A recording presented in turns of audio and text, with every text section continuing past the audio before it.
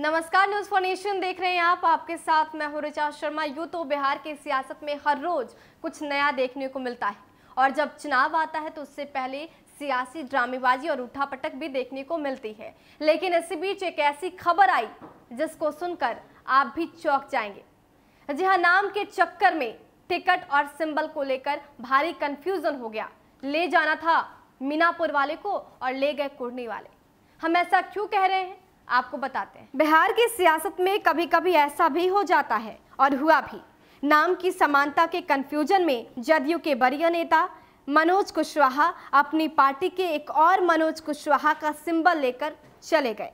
बात खुली तो सब हैरान, सकते में। खैर, पार्टी के कहने पर मनोज सिंबल लेकर शनिवार को पटना आए और उसे लौटाया। फिर इसे उस मनोज को भी दिया गया जिसको इसे दिया जाना था। प्रदेश जदयू के कार्यकारी अध्यक्ष डॉक्टर अशोक चौधरी ने कहा कि मिस कम्युनिकेशन में ऐसा हुआ, जिसको वाकई टिकट देना था उसी को दे दिया गया। उन्होंने राजनीतिक गलियारे में प्रचारित इस लाइन को खारिज किया कि सिंबल या फिर टिकट की ये वापसी एनडीए के घटक दलों या फिर जदयू की जमीनी स्तर पर खींचतान का नतीजा रही। यह भी नकारा कि चूंकि मनोज कुशवाहा को मीनापुर में जदयू की ही लोग मदद नहीं कर रहे, सो उन्होंने खुद सिंबल लौटा दिया। डॉक्टर चौधरी ने यह भी दोहराया कि यह मानवीय चूक थी जिसके मूल के नाम की समानता का कंफ्यूजन रहा। पार्टी ने मनोज कुशवाहा से सिंबल वापस लिया। बहरहाल, जो मनोज कुशवाहा सिंबल ले गए थे वो मंत्री रह चुके हैं। उनका विधानसभा क्षेत्र कुर्नी रहा है।